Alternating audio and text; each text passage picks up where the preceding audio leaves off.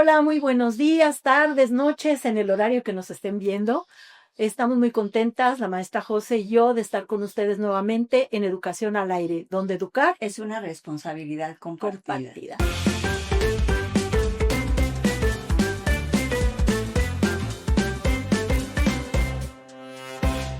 Muy bien, y bueno, esta serie que hemos empezado de esta segunda etapa de Educación al Aire, la hemos dedicado en un primer momento a estudiar el autismo, a saber sus causas, qué lo provoca.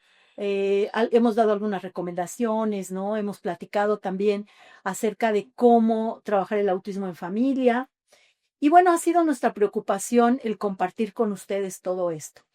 Pero hoy vamos a hablar de un tema muy especial que muy pocas veces se trata, José, y que nos estamos refiriendo a la integración sensorial.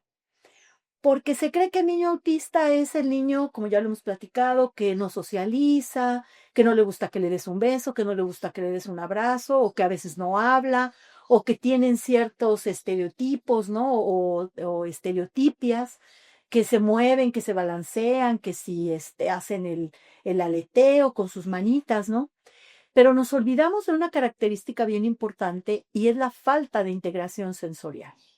Sí, y antes de ver qué es la integración sensorial, yo sí quisiera también retomar lo que tú decías, que hemos trabajado y más que nada compartir que esta es una inquietud tanto tuya como mía, tú que te dedicas actualmente y escribes libros sobre autismo, sobre educación, pero más que nada compartir y rescatar todo lo que los docentes dedican Sí. y que nosotros pongamos un poquito de lo que podemos apoyar y no nada más a los docentes, sino a los padres de familia, de esas experiencias que tanto tú como yo maestra jubilada, hemos tenido el estar con los niños, que tú decías que ver a un niño autista antes, pues ni siquiera decíamos, ni siquiera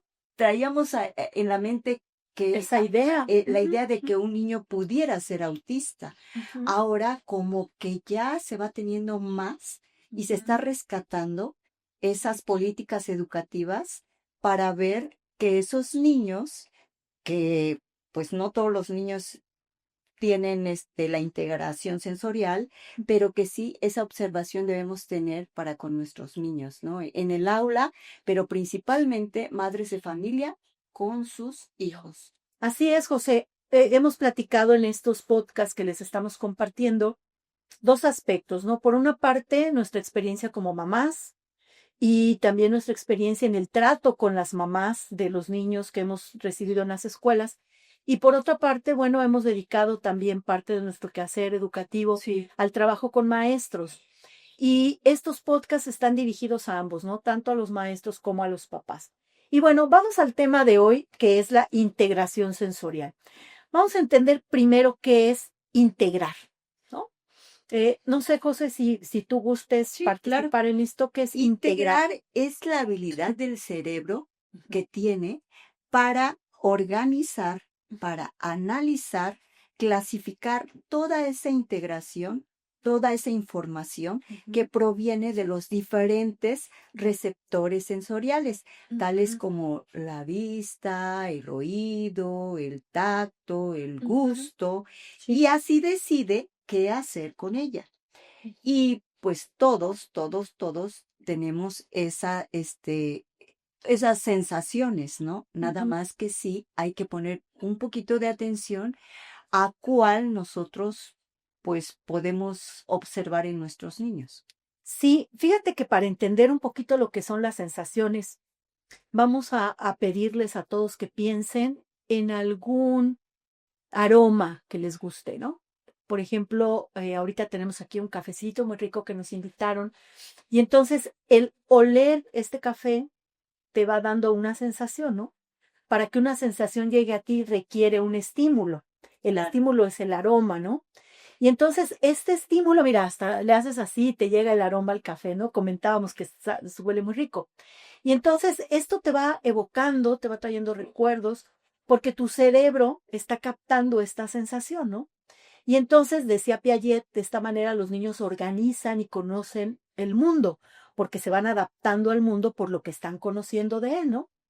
Y entonces, cuando tenemos a un niño con autismo que tiene problemas para la integración sensorial, o incluso hay niños sin autismo que tienen problemas para la integración sensorial, lo que sucede es que hay bloqueos o nuestro cerebro no está percibiendo de una manera adecuada y correcta estas sensaciones, estos estímulos, y entonces, pues digamos que hay ahí como un cortocircuito, ¿no?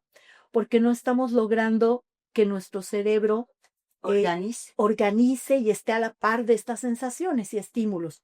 Ahora, algo bien importante es entender que por una parte está el aspecto del el ingreso de la información, que sería, a esto le llaman input, o sea, cómo ingresa la información, y otra es cómo la organiza nuestro cerebro, ¿no? Sí, por ejemplo, no sé si este ejemplo que voy a poner, yo lo viví ahora que tuvimos el problema del COVID.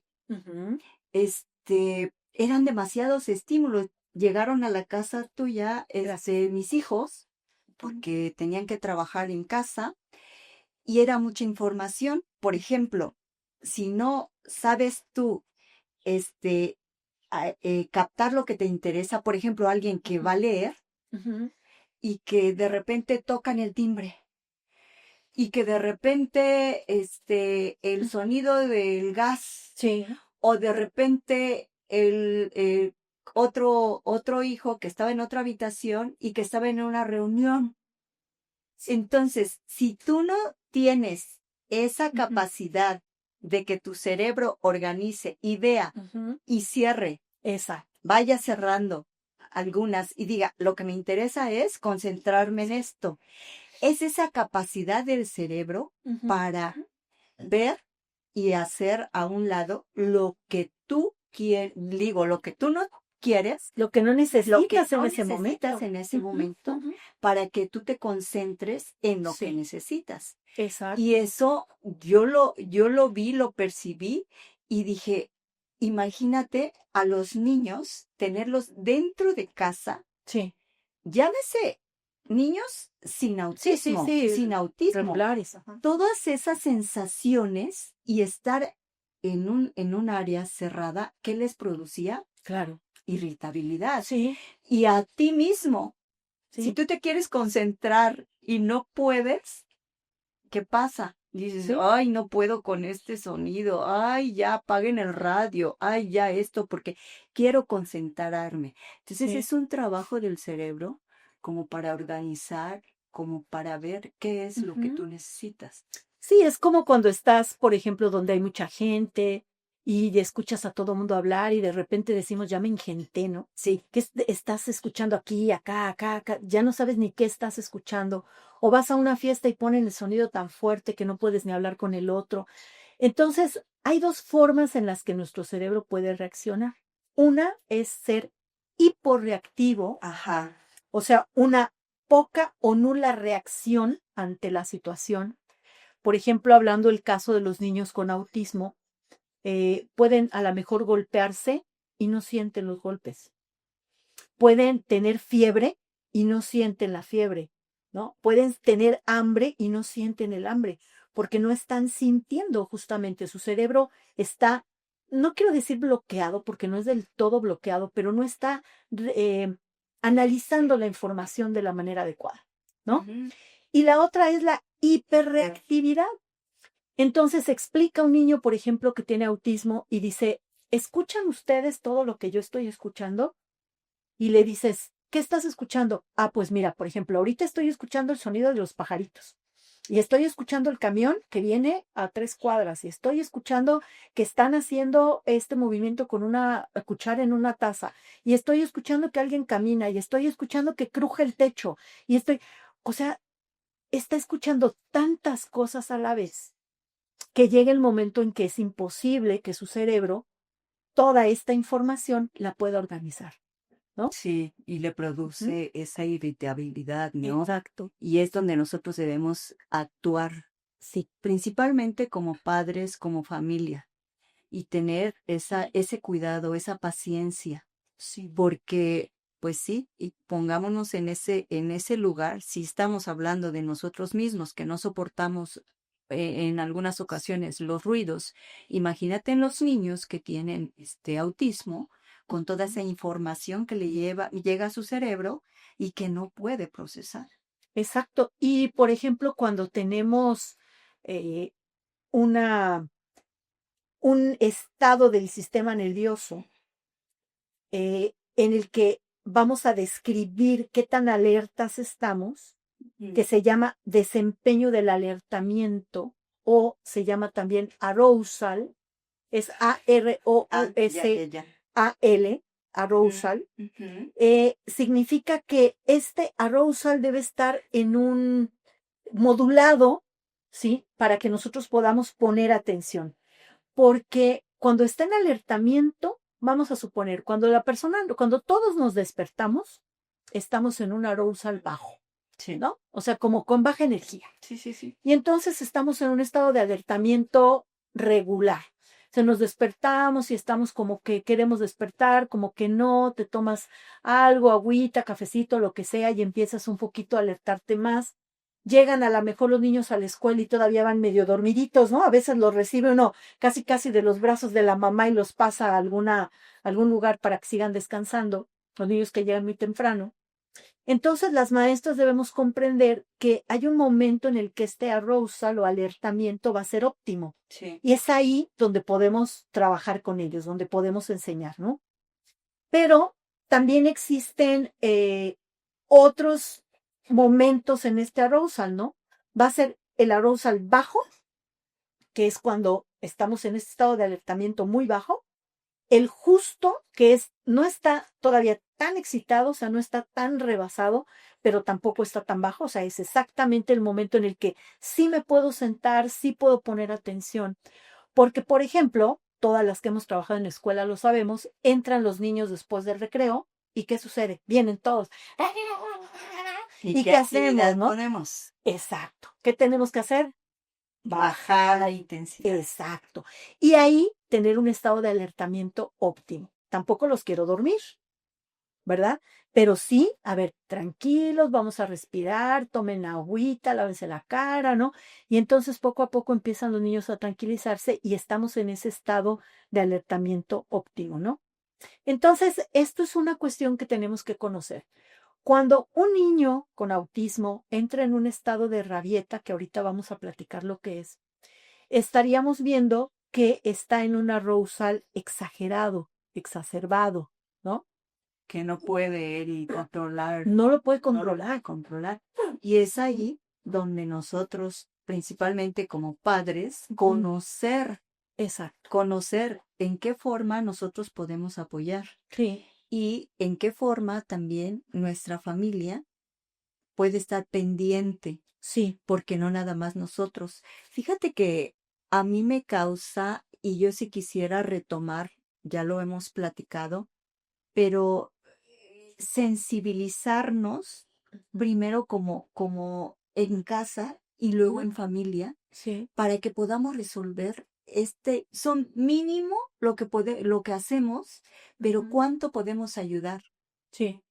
Yo creo que con esa paciencia, eso de observar y ver, podemos Ujú. ayudar mucho, mucho, mucho, Claro. inclusive en el aula y con todos los niños, no nada más con los niños autistas. Tú estás hablando de cuando entran Del recreo. creo, Ujú. muchas, ay, están así, ¿y qué hacemos? A ver, a ver, a ver. No, Ujú.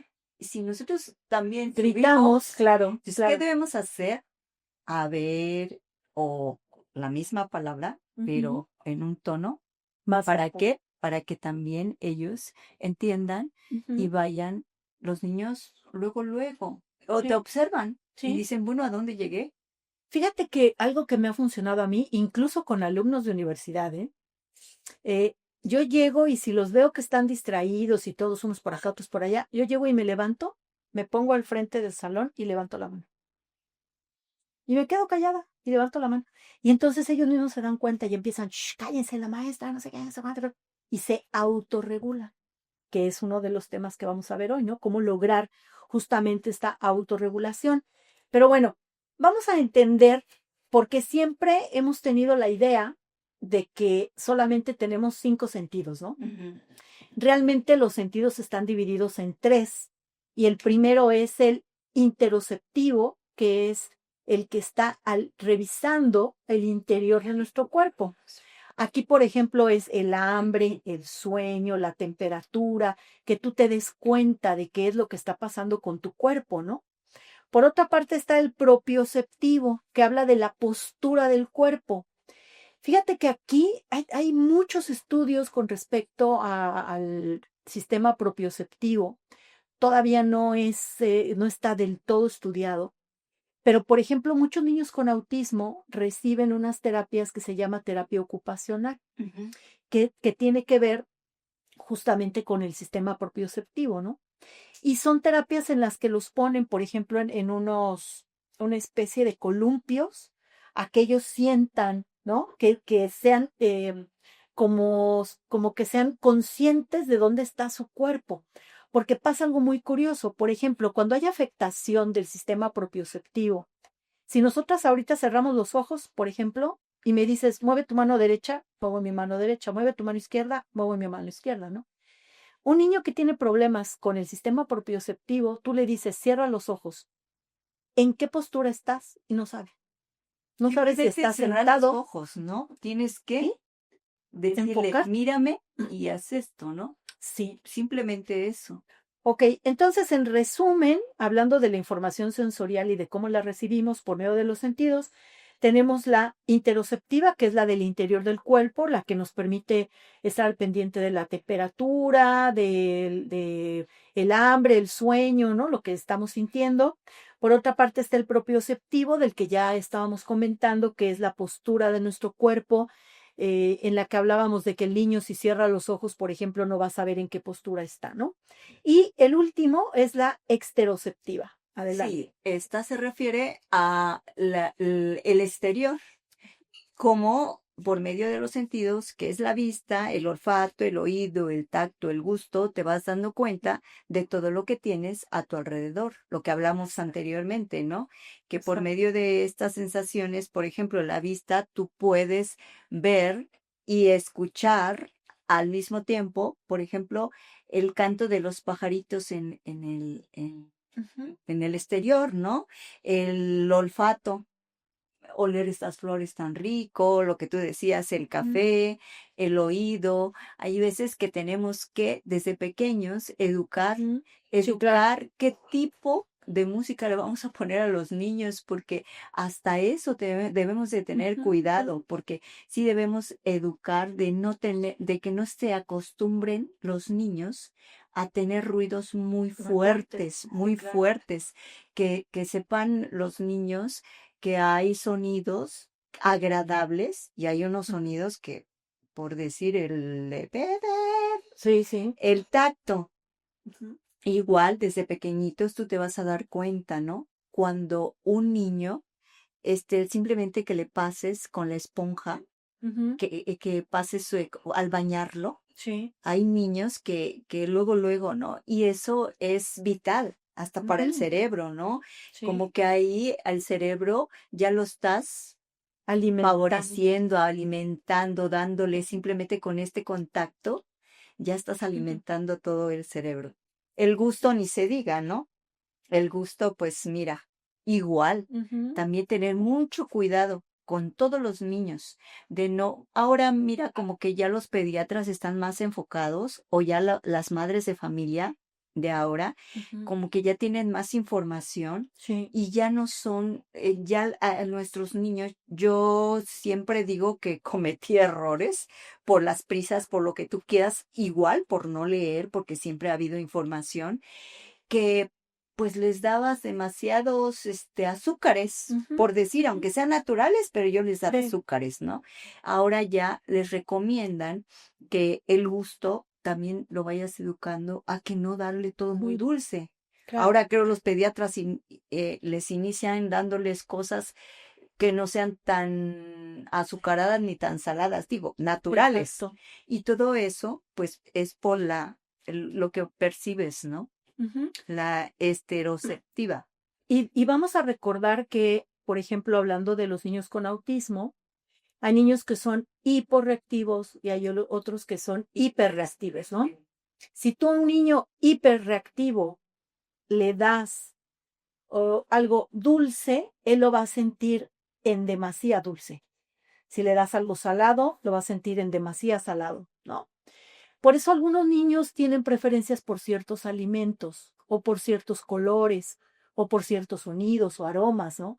Hay niños que no toleran ciertos aromas y que empiezan a entrar en una crisis y esto nos permite entrar al siguiente tema, que es si es lo mismo una crisis sensorial a una crisis conductual No. y cuáles serán las diferencias, ¿no? Sí, sí, sí, sí. Entonces, bueno, vamos a empezar por preguntarnos cuando vemos a un niño que está haciendo berrinche, vamos a ponerlo entre comillas porque vamos a ver que no es lo mismo berrinche que crisis sensorial. Vamos a empezar por preguntarnos, ¿cuándo empieza esta reacción? ¿En qué momento empezó la crisis? ¿No? ¿Qué tan predecible es la reacción?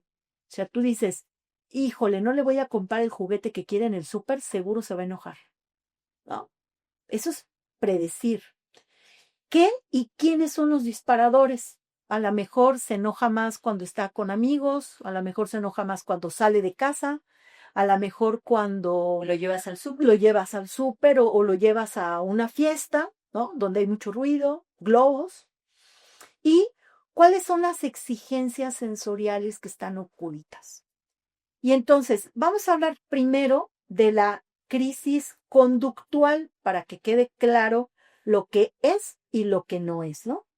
Bueno, la crisis conductual es desajustes entre la situación y factores emocionales, incluyendo la cognición y la habilidad para lidiar con situaciones estresantes Ujú. bajo la tolerancia a la frustración.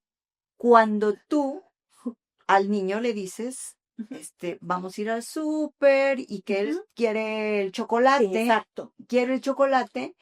pero tú sabes que el chocolate aún Se lo vas a no comprar. se lo vas a comprar y el niño que pasa te hace el berrinche. Esa es la conductual. Exacto. Y la sensorial es Ujú. porque Exacto. no tolera ruidos, diferentes, a lo mejor que alguien pasó y lo tocó, Ujú. o simplemente pasa él y que luego los carritos de la ropa, digo, están muy cerca Ujú. y no lo soporta Exacto. y que ya llamaron en el súper a alguien y todo eso que le provoca una Ujú. crisis Sensorial. sensorial. ¿Por qué? Porque está recibiendo mucho estímulo, ¿sí? Está recibiendo tanto estímulo que no puede su cerebro con todo. No puede organizar. No lo puede organizar, Sí, sí, sí. ¿no? Sí. Entonces, tenemos que entender muy bien que hay diferencias, porque, y ser también, lo hemos dicho, José, tú lo has repetido muy continuamente y te estoy totalmente de acuerdo, hay que ser muy empáticos, ¿sí? Porque de repente vemos a un niño en el supermercado, vamos a poner el ejemplo del supermercado porque es clásico, ¿no? Ves a un niño en el supermercado que está haciendo berrinche y lo primero, ay, si fuera mi hijo, ya le hubiera dado 2 nalgadas, ¿no? Esta señora voy a creer, ¿cómo es posible que no controla a su hijo, no? Al momento, ni siquiera sabemos por qué está la situación. Lo que tendríamos que hacer en ese momento es acercarnos con la persona y decirle, ¿puedo apoyarte en algo? A lo mejor le puedes detener la bolsa, a lo mejor puedes darle agua al niño, no sé, algo, ¿no?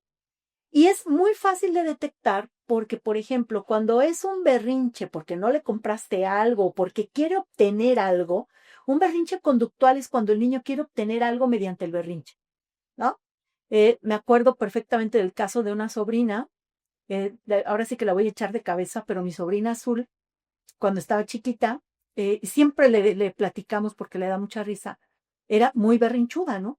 Y entonces quería algo, le decía a mi hermana, quiero leche. No, no te voy a dar leche hasta que no comas, porque eran las indicaciones de su mamá, ¿no? Es que yo quiero leche. No te puedo dar leche porque no has comido. ¡Ah! Y se tiraba a la entrada de la cocina, ¿no? ¡Ah! Y ella haciendo su drama. Eso es un berrinche conductual. quiere algo, quiere obtener algo, ¿no? Y entonces mi hermana le decía, aquí los berrinches no funcionan. Y se daba la vuelta y la dejaba, ¿no? ¿Qué sucedía? Pues que se daba cuenta de que esto no le iba a funcionar, se limpiaba las lágrimas y iba y le decía, tía, ¿verdad que aquí los berrinches no funcionan? Pues no, los berrinches no funcionan. Y ya. O sea, ahí paró el asunto, ¿no? Eso es conducta. Ahora, cuando es una crisis sensorial, que no se llama berrinche, es una crisis, tiene un desajuste entre la situación que está viviendo y la capacidad que tiene su cerebro para, eh, para procesar esta información, ¿no? Claro. Ponemos el caso del súper. Y me gusta ese caso porque fíjate que hay supermercados, no recuerdo ahorita cuál, que tienen horarios para que puedan ir las personas con autismo. No sabía, fíjate que. ¿Qué es lo que es muy buena idea? Porque lo que hacen, por decirte algo, de las 10 a las 11 de la mañana, no va a haber música ambiental, no van a estar limpiando con desinfectantes ni nada de esto, y además atenúan las luces. Y entonces la persona puede comprar todas las cosas que quiera del súper, sale sin problema, Y ¿no? fíjate que muchas veces esa información Ujú. no la, no Sí, no se la, da a conocer. no la das a conocer y tú dices, yo me ha pasado que estoy en el súper y baja la intensidad de la luz y digo, ay, la bajan porque no quieren pagar tanta electricidad. Pero no pensamos Sí, en el en tipo de personas que no nada más son niños, sino que también adultos. adultos Sí, que tienen esa problemática y que tienen que tener ese respeto, ¿no? sí. Tienen que tener, ¿por qué?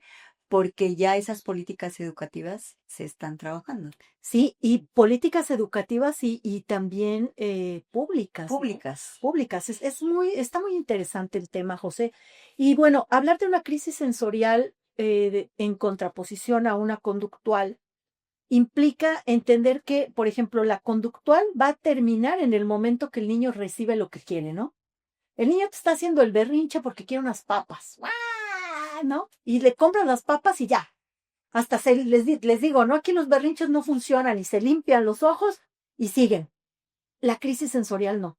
No, y además, aparte que va a terminar ahí, Ujú, tú tienes como padre, como maestro, que ujú. posterior a ese Ah, berrinche, por supuesto. tú puedes hablar, Ujú, ujú. explicar Claro, que cada actitud o cada de lo que haga va a tener una claro, consecuencia por y que si supuesto. se vuelve a repetir, pudiera pasar esta consecuencia. Ujú, A ujú, diferencia con el niño con autismo, ujú. que pues sí lo vas a lograr, pero Sí, tiene que tener otro proceso, otra claro, estrategia, otra forma de dirigirte al claro. niño con autismo, ¿no? Entonces Sí. ahí la importancia y el compromiso de Ujú, tú como padre y tú como docente de ujú, informarte de estas crisis ujú. conductuales y crisis sensoriales, Sí. porque no es. Tienes que No es lo ver, mismo. ¿no? No es lo mismo. Yo Ujú. misma tengo que estar pendiente porque te puedes Confundir. confundir. Sí, fíjate que es muy sencillo cuando pensamos en el origen, ¿no? Por una parte, en la crisis conductual, el origen es el niño quiere obtener algo, hace un berrinche porque quiere obtener algo. En la crisis sensorial no hay tal, o sea, es la demasía de información que está recibiendo y que no puede con ella. Hay un video muy interesante en las redes de un niño que va en un supermercado, bueno, en una plaza comercial y de repente escucha que alguien tira una moneda, por acá se prende una luz, hay unos globos que están haciendo ruido, hay gente por todos lados, ¿no? Y de repente y empieza el niño a contar uno, dos, tres, cuatro, cinco, y se ve el momento en que definitivamente todas estas Pues, sensaciones son demasiadas para él y entonces se tira al piso y empieza como a ponerse mal, ¿no?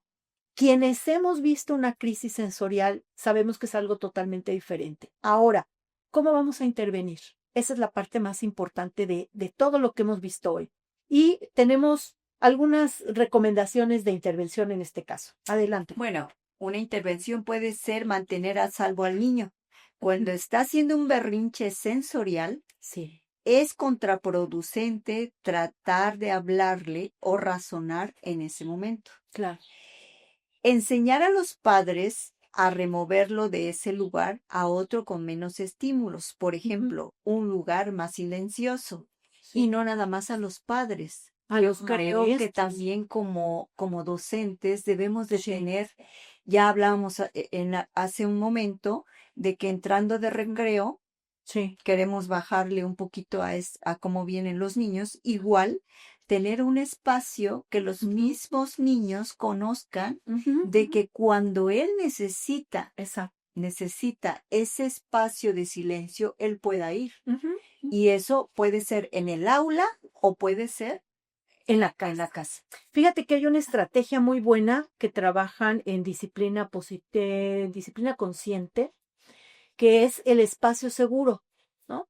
Y entonces tú dentro del aula designas un lugar, una esquinita, Sí, sí, sí. lo más tranquila posible, y ahí pones una colchoneta, pones algunas imágenes de cómo les enseñas tú a respirar a los niños, si les enseñas a respirar como globos, si les enseñas a respirar en una bolsa, o cómo les estás enseñando a respirar, ellos eligen la forma de respiración.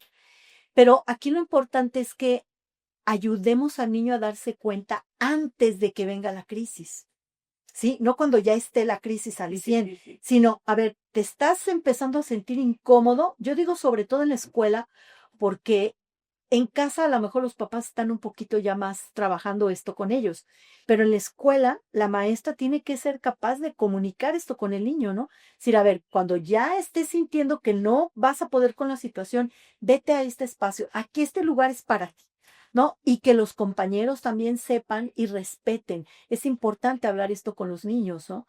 Explicarles, bueno, va a haber un momento en que su compañero requiere estar solo, permítanle este espacio, no se acerquen a él, tener algún juguete de apego, por ejemplo, o un trapito de apego, algo que le haga sentir seguro. Eso es algo que puede ayudar a bajar esta intensidad, ¿no? Y muchas veces, aun cuando nuestro niño o nuestro educando no sea autista, También, necesita claro. esos objetos de apego, ¿no? Y lo hemos Sí, visto, el sí. trapito, El el osito. osito, que se quiere Ujú. dormir con él, Sí, y eso es pues para fortalecer, ¿no? sí. Esas conexiones que le ayudan a fortalecer su cerebro. Sí, mira, una bien importante que me parece de las que tenemos aquí es enseñar a los padres, es empoderarlos. No es culpa suya ni de sus estrategias de enseñanza. No, esto que decíamos, ser empáticos, no criticar al papá, ¿no? No decirle, es que es tu culpa y yo ya le hubiera dado 2 nalgadas, ¿no? Me dice una amiga que tiene un chiquito con autismo, la maestra Gina, que le mandamos saludos, me dice, es que a mí me decía mi familia, déjamelo una semana y vas a ver cómo te lo regreso, ¿no? Y entonces, pues no se trata de eso, o sea, como familia y como sociedad seamos más empáticos, ¿no? Y más que nada, también rescatar, Patti, Sí, que todos los niños necesitan, pues, educación y sí, formación especial. sí, Y nuestros niños, lo decíamos la vez pasada, no dejan de ser Juan, Pedro. Tenemos que ujú, respetar que son niños exacto, y que merecen atención y que no porque le han diagnosticado autismo ujú, es un niño diferente, es un ujú, niño y exacto, el respeto lo debemos tener para con él. exacto. Y ese empoderamiento para los papás como para decir, bueno, es mi hijo, lo quiero y yo voy a apoyar y necesito que me apoye, igual en Ujú, el preescolar. sí, y en toda la escuela, ¿no? Bueno, algunas otras que les vamos a comentar rápidamente es que se puede emplear un enfoque cognitivo-conductual. Significa esto, para las maestras va a ser muy sencillo comprenderlo, pero podemos nosotros trabajar con las conductas, ¿no? Con las conductas negativas, no reforzar estas conductas negativas, ayudar a reforzar las conductas positivas, decirle lo que no es correcto como a cualquier niño, decirle no, eso no, ayuda mucho si lo hacemos con imágenes, sobre todo, y reforzar las conductas positivas, oye, qué bien te portaste hoy, mira, muy bien, adelante, ¿no? Otra es identificar las sensaciones y emociones, o sea, ¿qué lo detona? Cuando yo identifico qué lo detona, oye, si lo detona ir al súper el domingo a las 12 del día, que es cuando hay más gente, pues me voy un martes en la mañana, ¿no? Que hay menos gente. Entonces, ir trabajando en esto para que no expongamos al niño a este tipo de situaciones. Bueno, y en este aspecto yo sí quiero retomar que para todo esto se necesita de verdad, como padres y como docentes, desarrollar la observación, ¿no? Claro. Y dedicar tiempo. Sí es tiempo, Sí. pero pues todos los docentes es una profesión muy humana y que la verdad todos los maestros merecen respeto porque no tienen a un niño, tienen, no sé, ahora 15, la 20, 15, 25. 20, 25 y a cada uno tienen que tratarlo como Ujú. persona única, ¿no? Claro, Así es. tienen que ver toda la educación integral, pero sí esa observación, lo que tú decías, observar qué es lo que detona algo que tu niño está fuera de lo que conocemos como normal, ¿no? Exacto.